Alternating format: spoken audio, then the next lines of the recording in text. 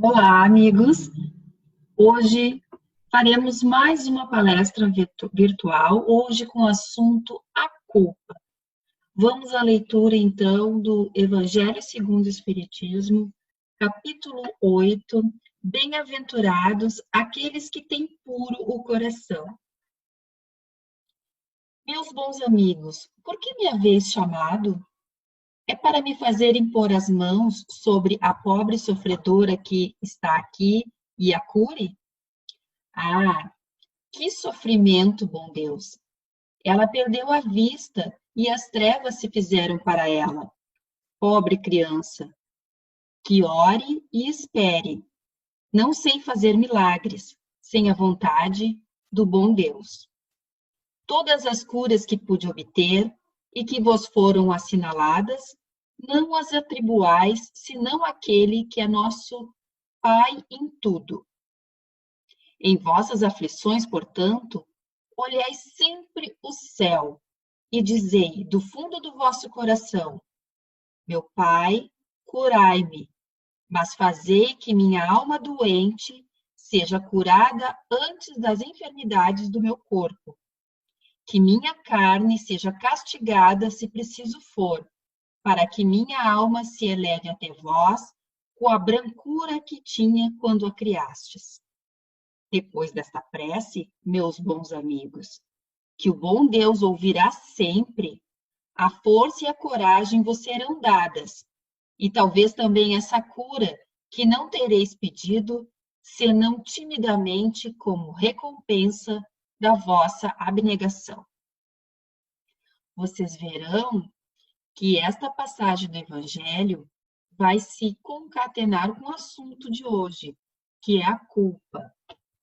É um sentimento inato do ser humano que é gerado por processos que passamos, por atos que cometemos, ou até mesmo que apenas pensamos. Procurando um significado para a palavra culpa, é sentir-se responsável ou arrependido por uma ofensa percebida real ou imaginária. Então, aí nós entramos naquilo que eu falei agora há pouco de só pensar. Às vezes, sentimos culpa por algo que pensamos, ou seja, né, é imaginário, nem é real. Aquela culpa que temos por um sentimento, por por um pensamento que levamos em relação a outra pessoa, que nem chegamos a verbalizar, mas pensamos e lá no nosso íntimo nós sabemos o que pensamos. Então, isso também pode gerar culpa. Pode também fazer parte da reação de luto. E aí, conforme nós vamos desenvolver o assunto, eu vou lembrar vocês essa parte que eu falei da reação de luto, que também gera sentimentos de culpa por afeições nossas que partiram antes de nós, por coisas que nós fizemos para essas pessoas que não são afetuosas, ou então que nós deixamos de fazer, o que gera uma culpa mais perigosa ainda. A culpa é considerada psicologicamente normal, é considerada doença quando se torna excessiva, obsessiva e interfere no cotidiano da pessoa que sente a culpa ou a pessoa na qual a gente está projetando a nossa culpa. Como psicologicamente normal, então nós podemos concluir que é normal ter um sentimento de culpa e, de certa forma, é saudável, porque ele nos faz reagir, nos faz tomar conhecimento daquilo que nós precisamos mudar dentro de nós, de atitudes que devemos tomar em relação à nossa vida, às nossas atitudes, aos nossos pensamentos. Então, é saudável ter a reação de culpa no nosso cotidiano. Porém, ela se torna doença quando ela é excessiva, quando é demais, quando aquilo poda as minhas ações, eu não consigo exprimir esse sentimento e isso fica fazendo com que haja um retrocesso na minha evolução moral, ou então eu não consigo demonstrar mais afeto pela pessoa a qual eu estou sentindo culpada. Então, ela pode se tornar uma doença quando ela se torna obsessiva e quando ela interfere no cotidiano da pessoa. Mas, normalmente, ela é um processo, um sentimento normal que, inclusive, ajuda o ser humano a impulsionar a evolução moral da pessoa. Segundo o psicólogo James Rollins, que mora em Springfield, nos Estados Unidos, ele inclusive tem um livro que eu achei o título muito bom, A Sombra Interior, Por que Pessoas Boas Fazem Coisas Ruins? Um título bastante sugestivo para a gente pensar que fazer coisas ruins nem sempre é um sinal negativo. É para mexer as emoções, os sentimentos, as ações, para a gente poder melhorar. Porque quando está tudo muito estagnado, quando está tudo muito certo, nós não evoluímos, nós não damos passo adiante. Então, as emoções dão aquela mexida que é para fazer o ser humano impulsionar, para fazer o ser humano evoluir e melhorar. Assim como a dor serve para o ser humano parar e refletir o que está errado, o que foi que ele fez de errado e o que ele precisa melhorar. Eu sei que é muito difícil compreender isso. Por que Deus, em sua infinita bondade, nos ensina através da dor? Ele não só ensina através da dor, é um dos passos que ele utiliza. É quando nós não ouvimos mais os outros métodos, quando nós não nos apercebemos dos outros métodos, ele se utiliza da dor para nos chamar a atenção para aquele fato específico. Isso é uma coisa muito complexa e difícil de algumas pessoas entenderem, mas é um importante, uma ferramenta importante para o ser humano evoluir, melhorar, mexer a sua estrutura e avançar. Então, são peças-chave que, quando acontece conosco, são alertas que nos dizem: está na hora da mudança. Mexa-se, evolua, cresça, aprenda. E somente nós podemos fazer isso por nós mesmos.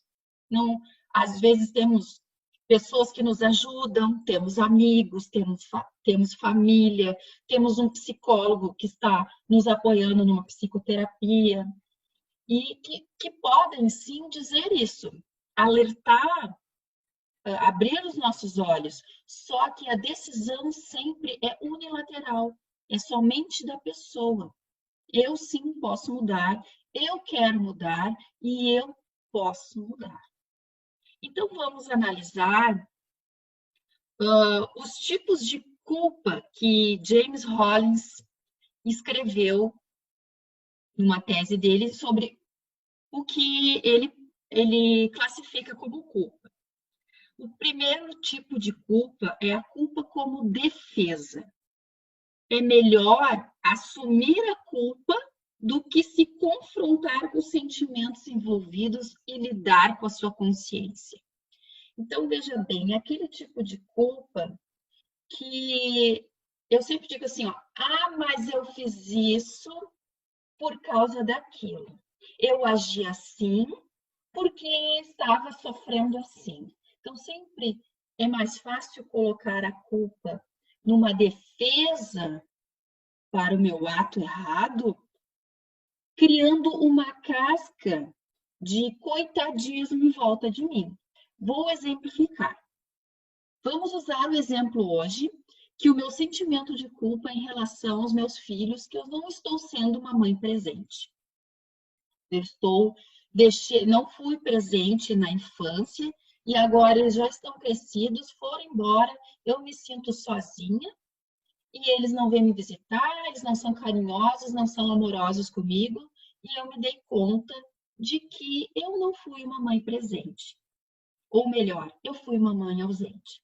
Só que em vez de admitir isso, de admitir a minha falha como mãe, de admitir a minha falta de companheirismo com eles, é mais fácil dizer, pois é, mas acontece que eu não fui presente porque eu tinha que trabalhar, porque eu tinha que sustentar vocês, porque vocês queriam fazer aula disso, aula daquilo, eu precisava de dinheiro, porque veja bem, porque isso, inventar desculpas para um erro que eu cometi. Então, eu tenho uma culpa como defesa para aquilo que gerou aquela angústia em mim. Em vez de eu admitir a minha ausência maternal, eu coloco culpa em outras coisas, em outros processos envolvidos, para tentar justificar um erro que era meu e só meu. Porque nós sabemos que existem muitas mães que trabalham o dia inteiro e os filhos sabem disso perfeitamente. E foram criados desta forma e não são crianças adultos mal educados, mimados, e nem colocam a culpa nas mães que trabalhavam o dia inteiro. Então, a culpa é da mãe, sim. Só que em vez dela internalizar isso e admitir, ela cria uma série de outras culpas como desculpas para o processo. O outro tipo de culpa é a culpa existencial. É sentir culpa não só pelo que fez, mas pelo que deixou de fazer, pelos seus potenciais que não foram utilizados. É um dos maiores equívocos do espírito. E sabe onde nós vemos muito, mas muito isso? São nas reuniões mediúnicas.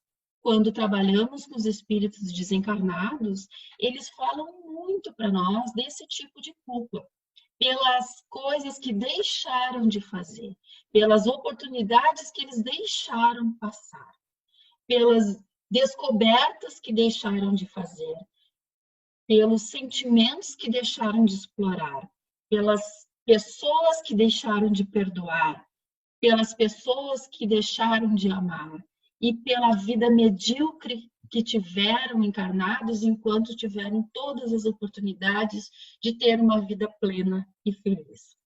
Então, esse é o maior engano que o espírito pode fazer, e a gente sente isso muito nos amigos desencarnados que estão sofrendo e que vêm se comunicar nas reuniões mediúnicas. É uma culpa que dói muito, mas é um valor sentimental, é uma dor emocional que não tem refrigério.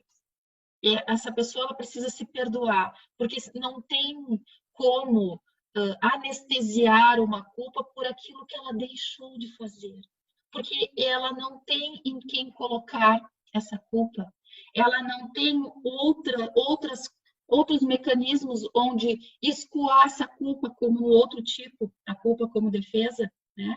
Ah, eu não fui boa mãe porque tal coisa. Ali não.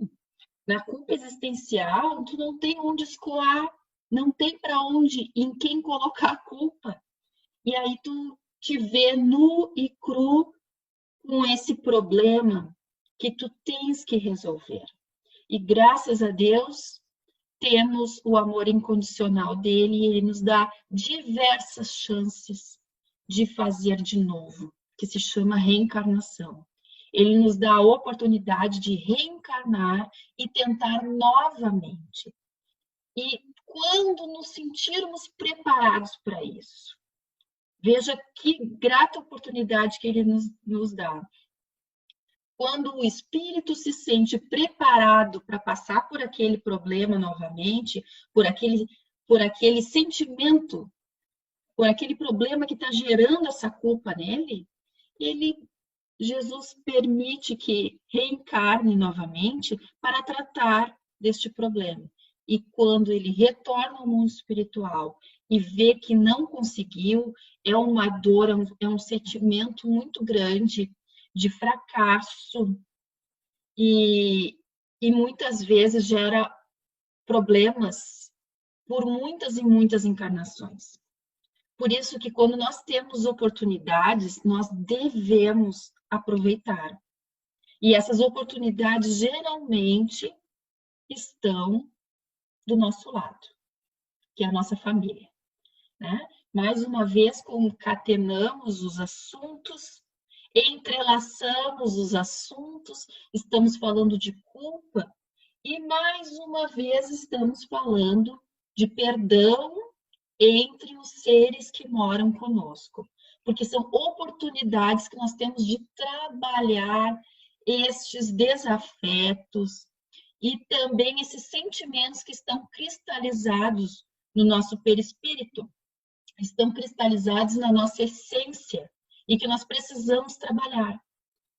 Então, é uma dádiva que Deus nos dá, essa oportunidade de voltarmos com as pessoas que conseguem mexer em nós, justamente nos nossos porões emocionais, onde nós precisamos varrer determinadas emoções e sentimentos dali.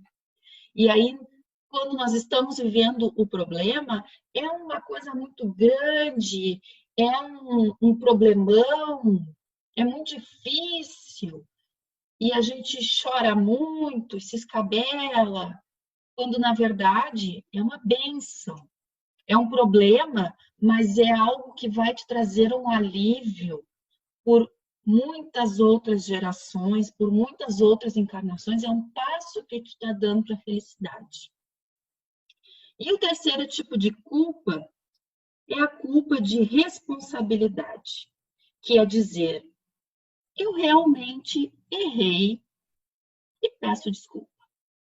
Né? É a culpa que realmente educa o ser humano. É essa mãe que sentiu culpa por não ter sido presente para os seus filhos na infância, chegar mais tarde, quando eles já não estão indo visitar, né? Já estão deixando ela de lado porque ela não foi muito presente. Ela não trouxe os filhos para em torno dela. E ela chegar, fazer uma visita para eles e pedir perdão. Eu errei, eu estava fazendo o que na época eu achava melhor. Eu achava que era melhor eu poder pagar as coisas que vocês queriam, dar um conforto melhor para vocês, e eu errei. Enquanto que o que vocês queriam era outra coisa. Vocês me desculpem,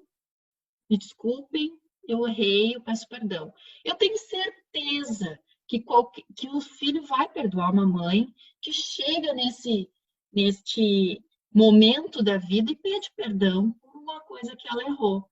Isso desmonta as pessoas. Pedir perdão desmonta aquela a imagem que o agressor vem para agredir. Quando tu pede desculpa, aquilo se dilui. Já aconteceu diversas vezes comigo e eu já vi acontecer diversas vezes quando vem as pessoas com muita raiva para discutir mesmo. E o outro diz, eu errei, desculpa. E aí aquele que vem cheio de raiva, ele perde a ação, porque ele está esperando o revide. E não vem o revide, vem um me desculpa. E a pessoa fica até sem ter o que reagir, não tem o que falar, não tem. Não, pô, me pediu desculpa. Né? Eu já vi várias vezes até saírem bravos, porque queriam era discussão, queriam uma briga, e não rolou a briga por causa do pedido de desculpa.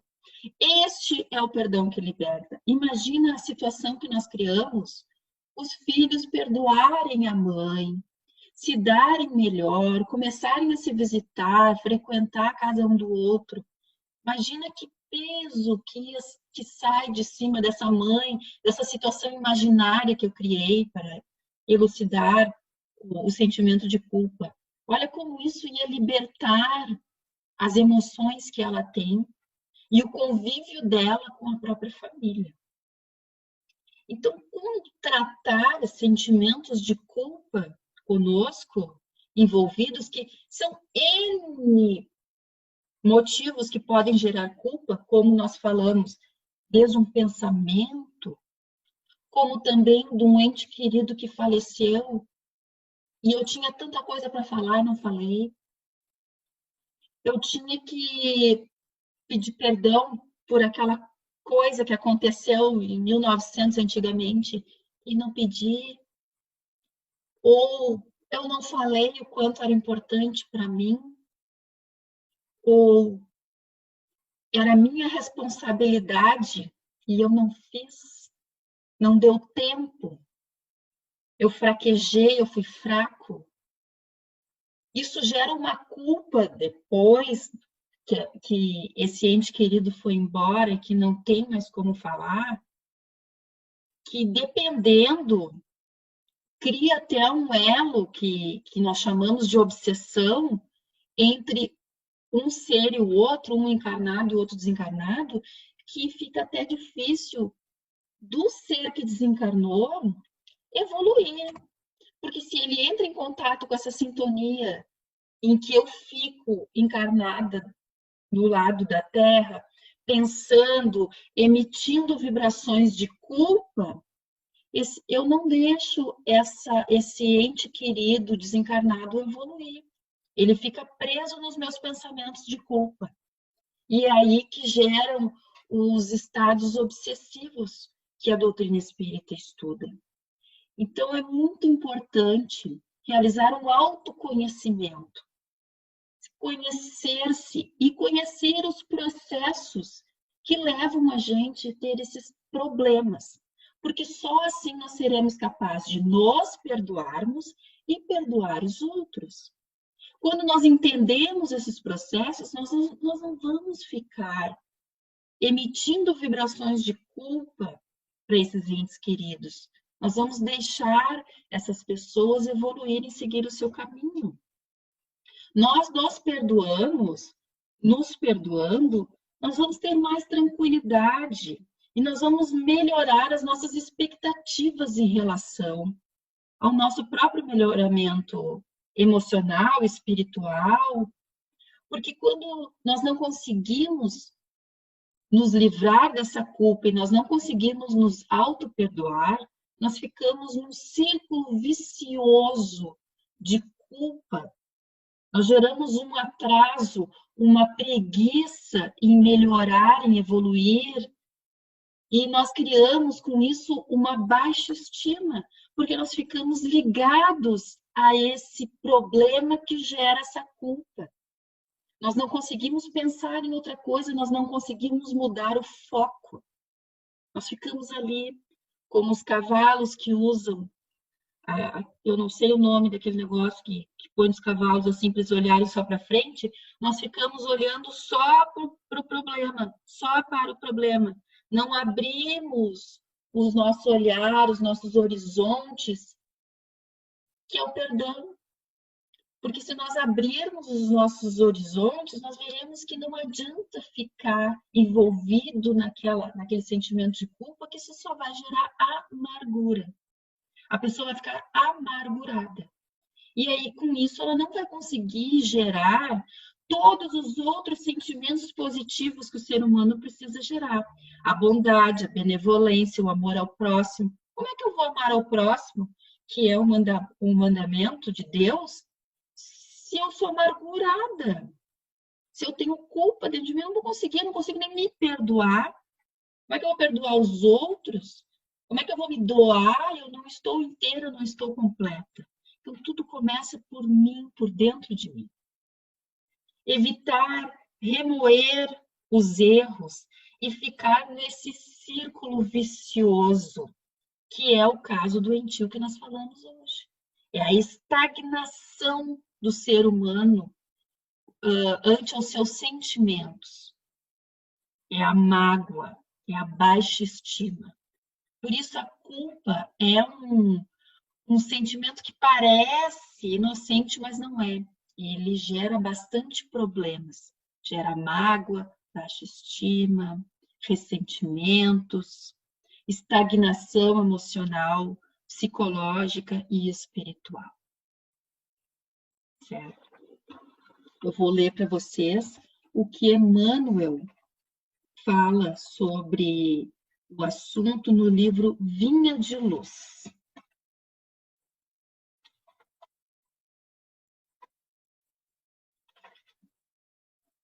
Tiago, o grande apóstolo do cristianismo nascente, foi médico sábio quando aconselhou a aproximação recíproca e a assistência mútua com remédios salutares. O ofensor que revela as próprias culpas ante o ofendido lança fora detritos psíquicos, aliviando o plano interno. Quando oramos uns pelos outros, nossas mentes se unem no círculo da intercessão espiritual. E, embora não se verifique o registro imediato em nossa consciência comum, há conversações silenciosas pelo sem-fio do pensamento. Então, a dica de hoje é autoconhecimento, auto-perdão e rezar por aqueles que a gente se sente ofendido, criando assim essa conversação silenciosa, esse perdão silencioso entre as pessoas, porque a oração é muito mais poderosa do que as palavras. Isso já Jesus nos ensinou. Então, começamos também orando por nós e por aqueles que nós sentimos ofendidos e pelos quais nutrimos sentimento de culpa. Foi um prazer ter conversado um pouco com vocês.